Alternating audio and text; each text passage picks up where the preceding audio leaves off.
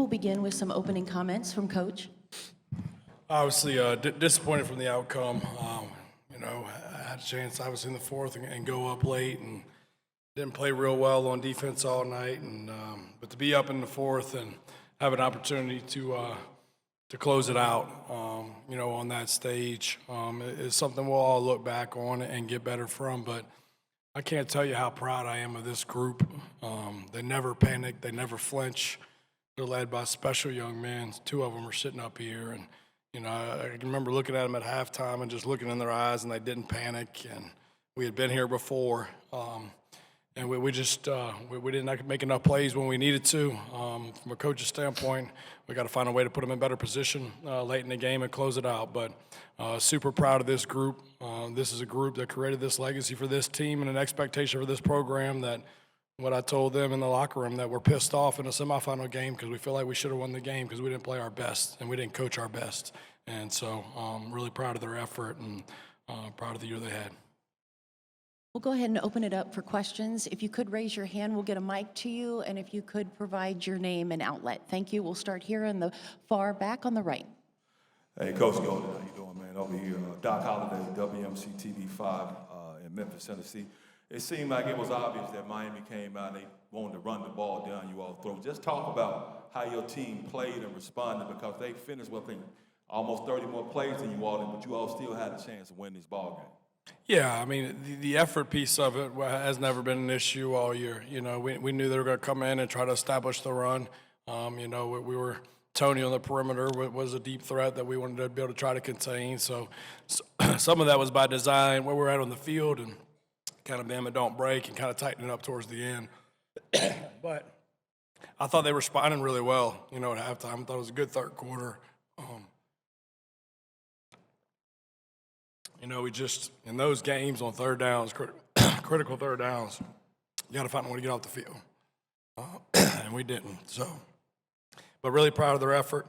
We could have done some better things from a coaching staff as well. So it's on all of us. Go over here to the left, front row. Yeah, Pete, about those third downs, Ben Garrett of the Ole Miss Spirit, those third downs specifically, what were they doing? I mean, 11 for 19, they just seemed you just couldn't get off the field. What was really the issue out there? We would double 10 some and had some good stops, and then the scrambles were an issue. And then we spy, and obviously when you spy, we had some one-on-ones.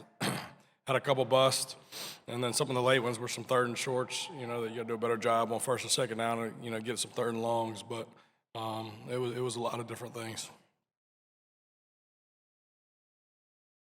Next question. Stay here on the far left. Also, offensively, the performance and how tough it was. I mean, defensively, you knew, Pete, that they're really talented, but with that front, the challenges they presented and how they made it challenging for Trinidad and them all day. What do you say about that group and how tough they made it for you? I mean, they're very talented. The front six is really explosive. Not only can they get off the rock and they're elite pass rushers, but they're heavy-handed in the run game.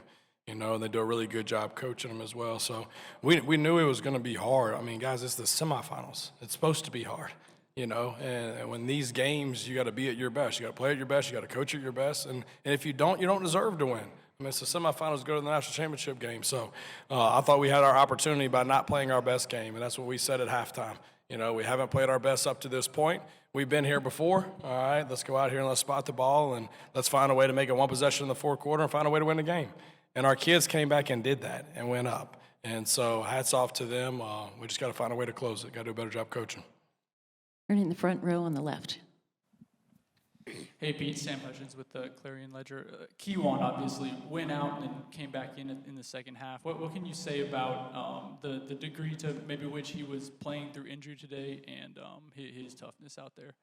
Yeah, I think we had a lot of them. I think it's this part of the season, and you get banged up and nicks and things like that. But he had a hamstring, that they were going back and forth, with for a while. And these kids, there's nobody in that locker room that's not going to fight through it. There's a difference between hurting and being injured, and a lot of them were hurting, and a lot of them went out of the game, but they found their way back in the game. And that's what you have to do this time of year. We said it from the very beginning. Other guys are going to have opportunities. All right, in big moments and big games, and you got to prepare and you got to be ready for that. And some guys stepped up and did a great job, and others we're going to watch the tape and we're going to say, hey, we got some development to do. But no, really proud of all their toughness. I've said that all year. It's a tough group.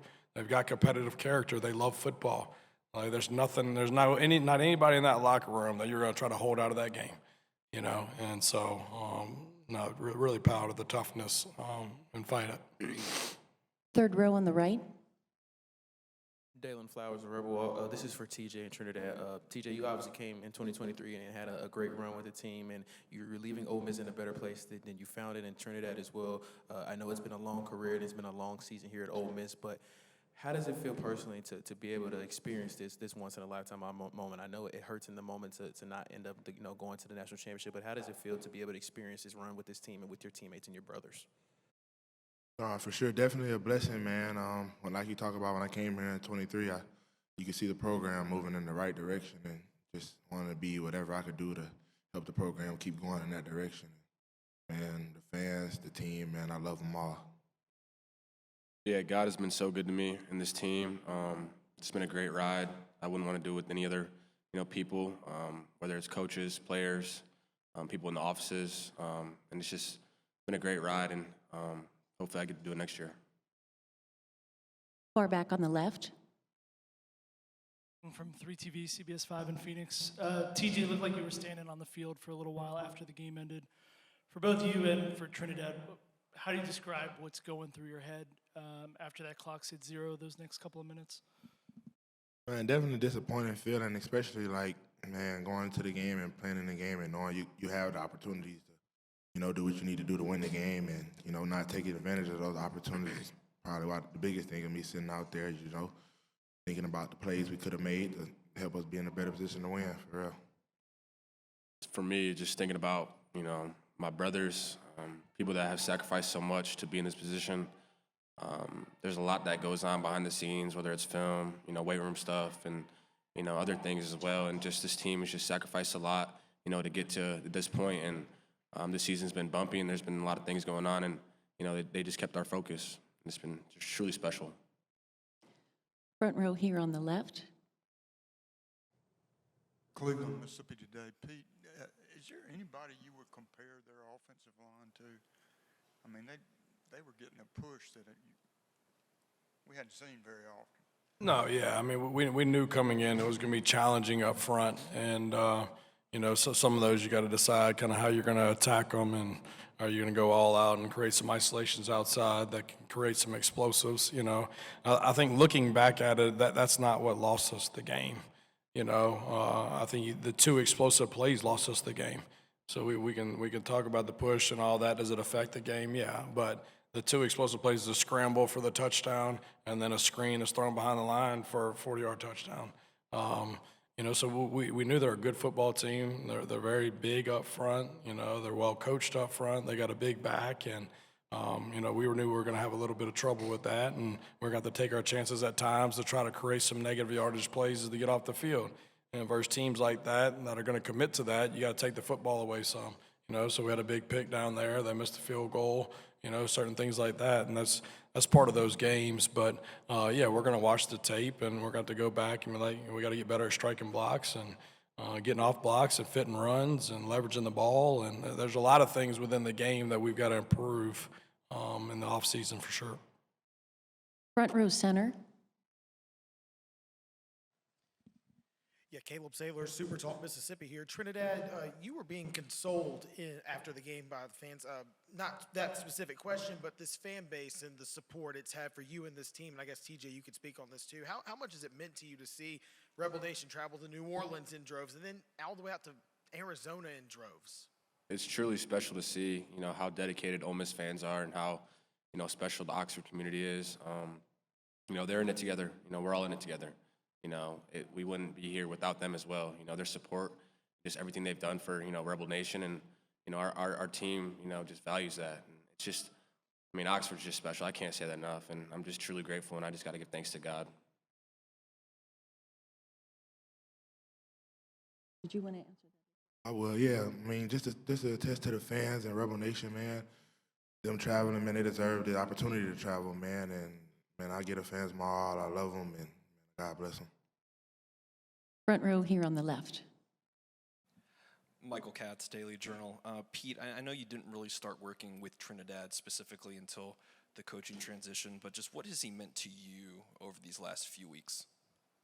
Well, I mean, I've had a soft spot in my heart for him since he got here because he's a D2 boy. And, you know, I said from the very beginning, for a guy like that to come with 1 year, you know, into the SEC, you know, with an offense that was already in place, you know, with a guy that had already signed to be the franchise guy, you know, it just showed his confidence in himself. And, you know, I said a lot of this, you know, to a lot of different people.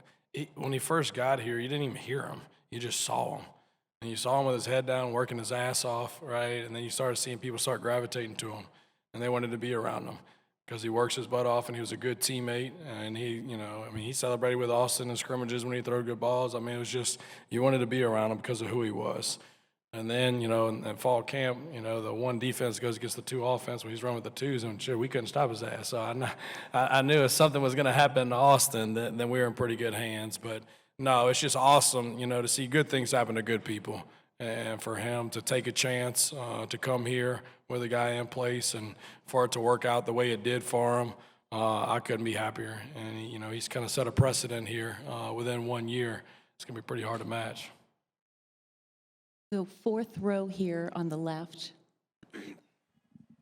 Daniela Oropeza with WTVA, and my question was very similar to Super Talks, but Coach, from your point of view, what is it like seeing your fans from outside of Vaught Hemingway when the buses left to the Tupelo Regional Airport, seeing fans line up, and then here seeing them dominate over the Miami fans? What is that impact like from your point of view?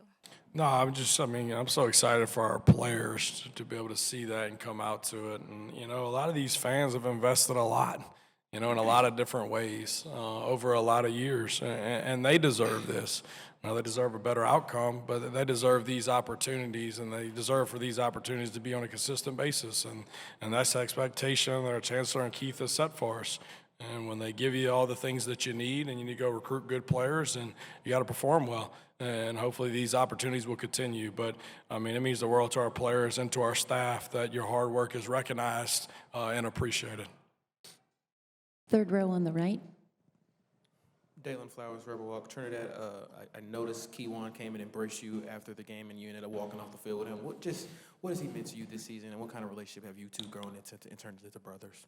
Yeah, that's my brother, you know, for life. You know, he's special as well. He's a great human being. He's a great player as well, but he's just a special person. You know, people love being around him. He's just a great guy to be around, and just for us to have the season that we had, it's just, you know, unbelievable. And, you know, we can't do it without TJ or anyone else, and the offensive line and PG and just everyone involved. I mean, to see Keywan do what he does is just special, and, I mean, he's probably the best running back I've ever played with. Second row center. Bill Taylor, hottytoddy.com. TJ Trinidad, has this wonderfully successful season taught you anything about yourselves that you didn't know before? Man, I wouldn't say it taught me anything I didn't know about myself, but brought a lot of things to light for myself and for my team, and just how hardwired we are and being able to face adversity through everything and focus on what we want to do and keep the main thing.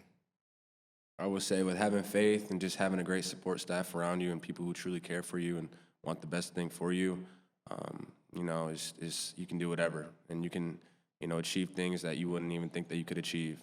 And this year has taught me that, and I've just learned a lot, and I've created a lot of good relationships and connections, you know, throughout the season, and I'm truly grateful for that. Second row left. Hey, TJ, Jose Romero, Arizona Republic, man. Your defense was on the field for a long time in this game, and I mean, as a defense, and you're out there, what are you seeing, just trying to keep the guys' spirits going, trying to keep things going and get off the field? Yeah, definitely. Being able to try to just keep them poised, man.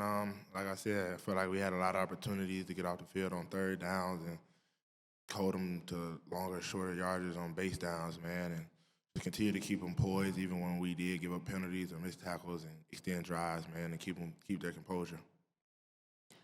First row left. Sam Hutchins, Clarion Ledger, for you, Pete. Those last 18 seconds were wild when you guys ended up getting in position for a Hail Mary, just a little house cleaning. Were you one of the guys wanting a PI on that last Hail Mary? I mean, those situations are tough to call them. I mean, those situations, but I mean, yeah, there was contact, but I mean, it happens a lot. You know, that's not why we lost the game, but you know, we just had a lot of opportunities late. But I mean, I think it shows you the resiliency of the team. You know, I mean, they didn't care. Was it 18-15? They're going to go out there and give it all they got, and you know, looks like you ran out of time, but we didn't execute well enough, didn't prepare well enough, and we didn't coach good enough. Any more questions? Over here on the first row, far left. Chris Lowe with On 3. Pete, you know a lot about this team, obviously what they've done this last month, but as you think to get where they were to where they are now, what do you think you'll remember the most about your football team? You know, to be honest with you, I mean, I think I just remember how they embraced each other. I mean, there was a lot over the last month or so, or however long it's been now, to where, you know, somebody could have not been a good dude. Somebody could have not worked hard. Somebody could have not showed up on time. And, like, I can't recall one issue. And that's just based on who these guys are. And I think, you know, they took the team, you know, when all this occurred, and guys like these two guys showed up every day and went to work and made sure the people around them went to work. But to me, it's the smiles, man. It's the memories. You know, it's the laughs. It's the time with those guys and see the camaraderie, you know, that they grew together. I mean, they're going to be talking about this for a long time, right? And some of it's going to be, you know, what could have happened and all those type of things. But they've made memories this year in that locker room that will last a lifetime. And for a lot of this group coming back, there's going to be a little chip on their shoulder.